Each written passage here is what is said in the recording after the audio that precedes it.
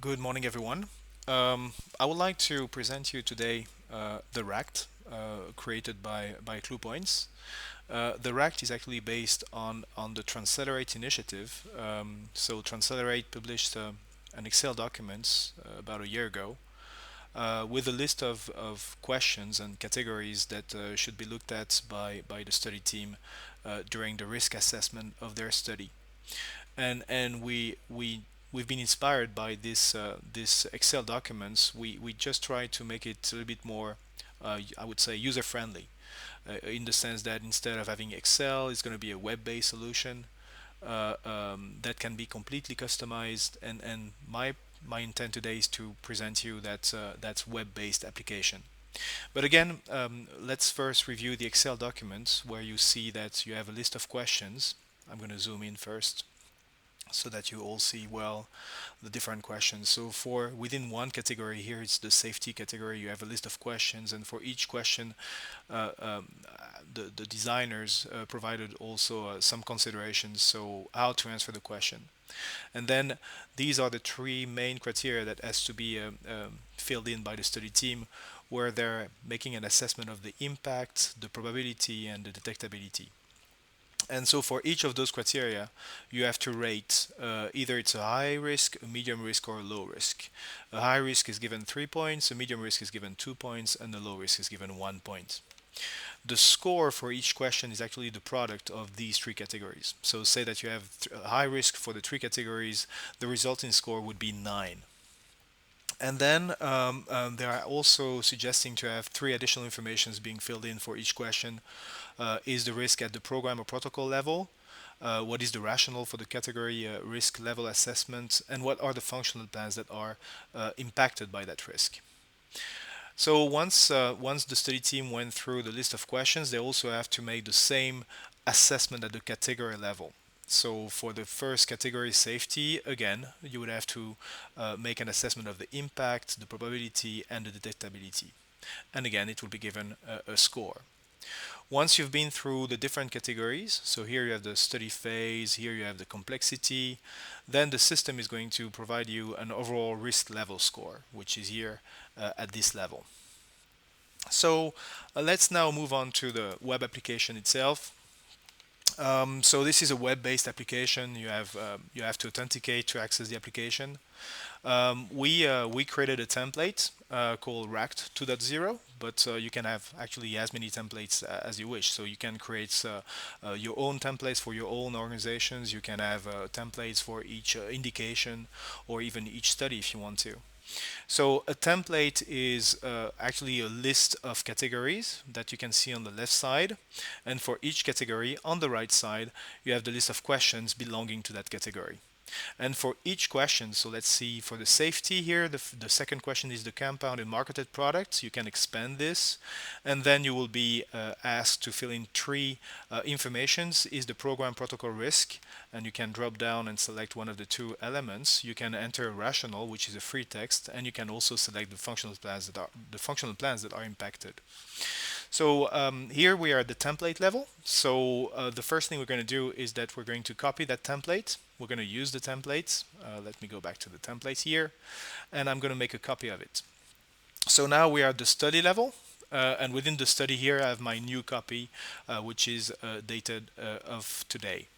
I'm going to edit this, and I'm going to provide a study identifier. So study 1 to 3. I can provide a description.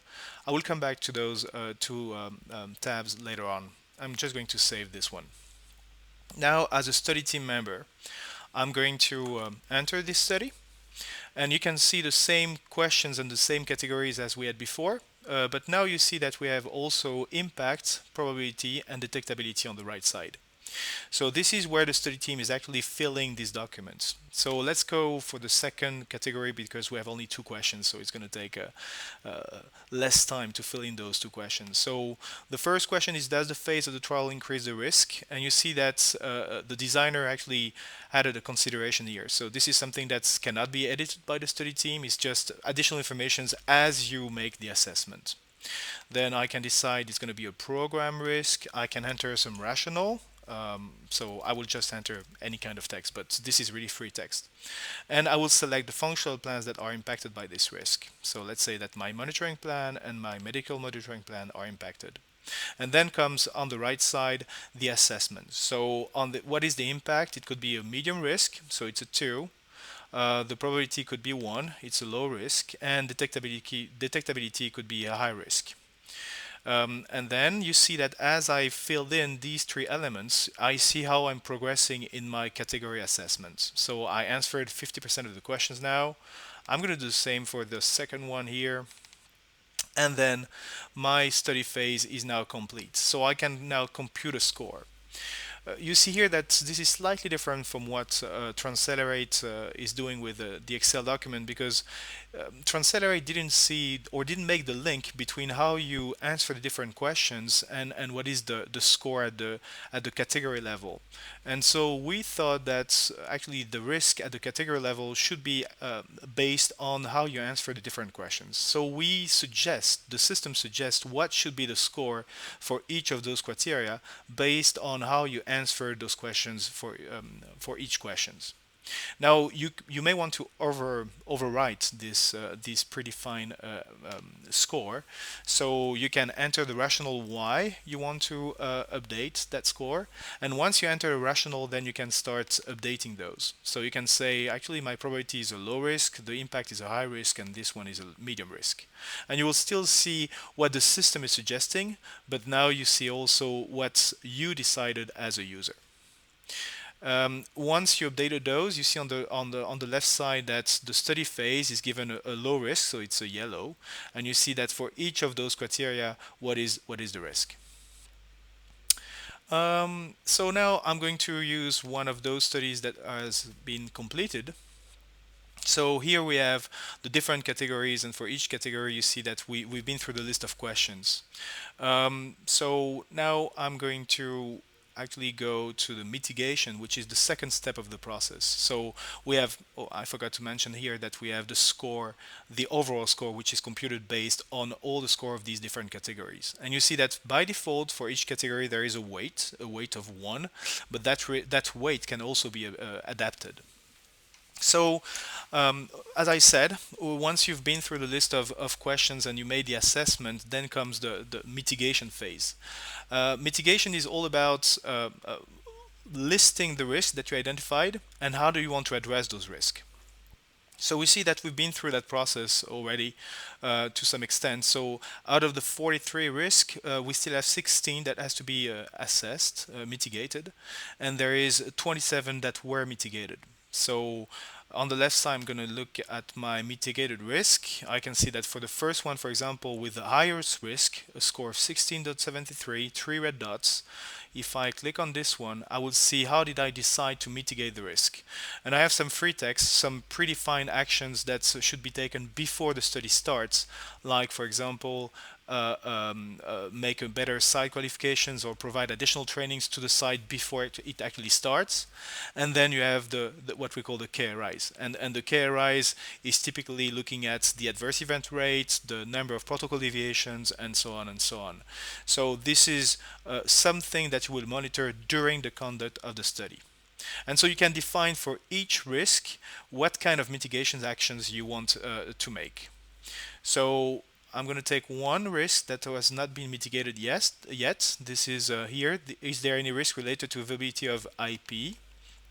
And yet again, I can either select one of those pre-existing free text or actions, or I can use one of the pre-existing KRIs that we should be looking at. So I could say, for example, yep, I'm going to assign the A rate KRIs to mitigation of this risk, and I can have some additional free text. And again, I'm just going to type some things just to demonstrate the feature itself. So this would be the actions, and I had it. And you can see that now my action is also related to that risk. Once I close this, you will see that the risk will disappear from that list. Now we still have 15 risks to be mitigated, and you have the list of mitigation action here. So the list of mitigation actions, these are all the risks that the mitigation actions that were decided. And if I look at my A rate, for example, I can expand this, and actually I can now look at my score, so the thresholds that were defined for each of those KRIs, and the list of risks that are covered by this indicator. Now, the next logical step, once you've been through that risk assessment, that mitigation, and definition of KRIs, would be actually to log in the web application, so the central monitoring platform. And I'm going to do that right now. Bear with me. And there you're going to have the ability to define your KRI dashboard. So your traffic lights with the red, orange, green. So if we look at this one, for example, the safety KRI dashboard, that contains three indicators: adverse events, serious adverse events, treatment emergent adverse events. So I want to show you the KRI itself. You can sort by, for example, adverse events. We see that we have two red dots. These two red dots are belonging to the two sites on the left side here, with 6 patients at each site. And as I click on it, I can get more insights about what is potentially the risk. And we see that indeed, based on the thresholds, and that thresholds, I will come back to that threshold in a minute. Let me first go for the absolute values. So we see here that we have 12.2 adverse events by patient visits, and the expected value was 0.72 adverse events by patient visit. And then comes the drill down process, where you can actually see the list of adverse events that are within that site. Here you have the site number, and for each patient, here you have on the left side the number of patients. So now let me come back to that notion of score versus absolute values. So the score is at the core of CluePoint solution. So you know that it's a statistical solution. So we are using statistics to compare one site against all the others, or one patient against the others, or one country against the others. So in that specific case, we decided to compare one site against the others. And what we're doing is we are looking at the number of adverse events. When I say we, the system is looking at the number of adverse events by patient visits across all the sites, and that is the expected value. So you don't have to enter an expected value. The system is looking at all the data that exists, and it's going to compute that expected value for you.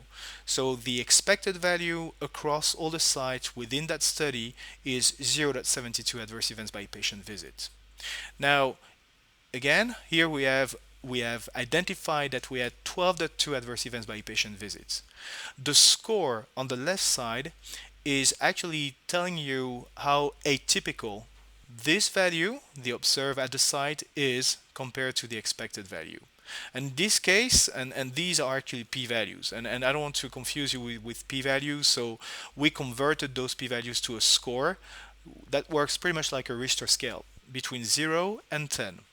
0 means that this site is no different compared to the others. 10 means that this site is extremely different compared to the others.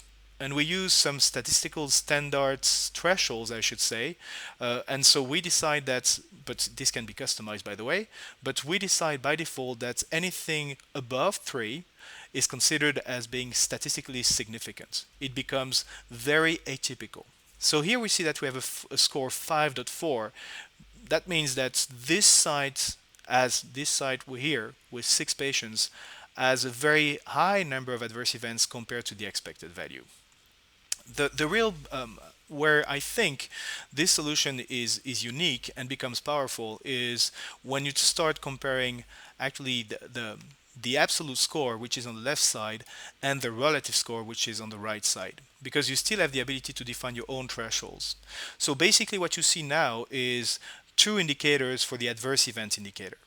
The first indicator is the score. So these 2 red dots tells you that there are 2 sites that are really atypical compared to the others. On the right side, though, you have here the list of sites that are considered as being red dot based on the subjective thresholds that you define. In this case, we use a threshold of 4. So we say if we have more than 4 adverse events by patient visit, I want to see a red dot.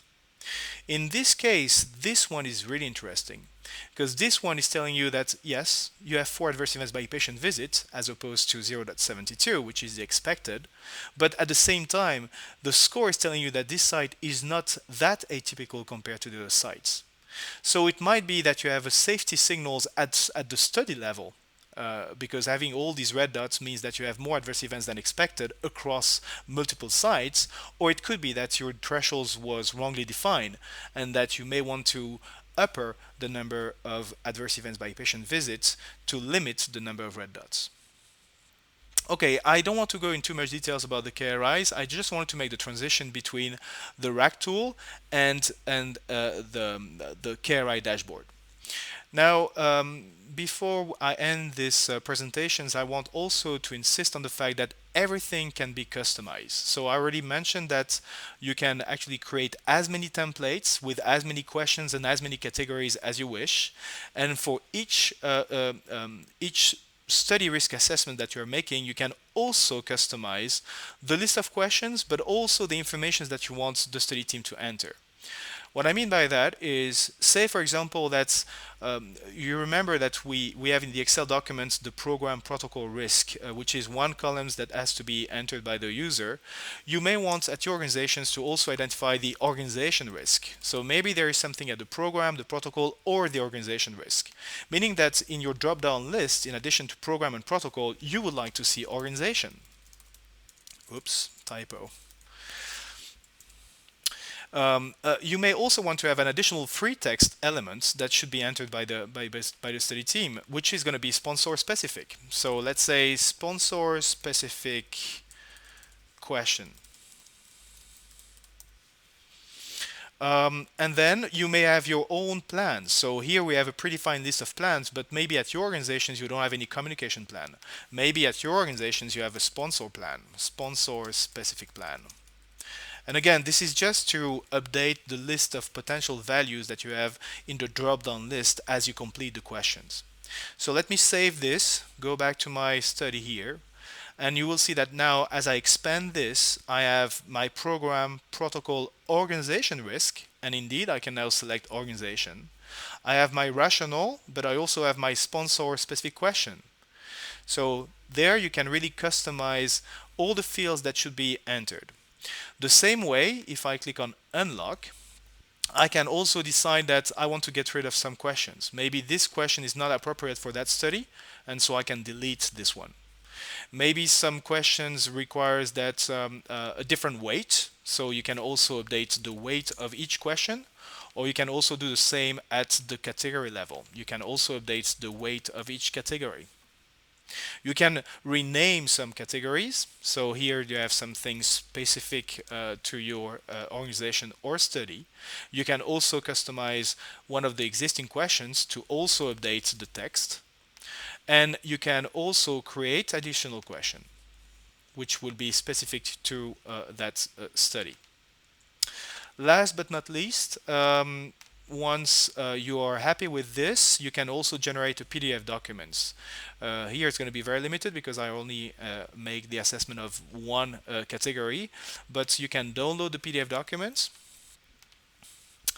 And you will have one document that will tell you study risk assessment, study 1 to 3, who is the owner, when was made the assessment. If you computed the overall score, you will see it here. And then you will have the complete list of all the categories, all the risk assessment, the score that was computed, and so on and so on. I think I covered pretty much what I wanted to cover. So I thank you very much for your time. Feel free to contact us if you have any question. Bye bye. Cheers.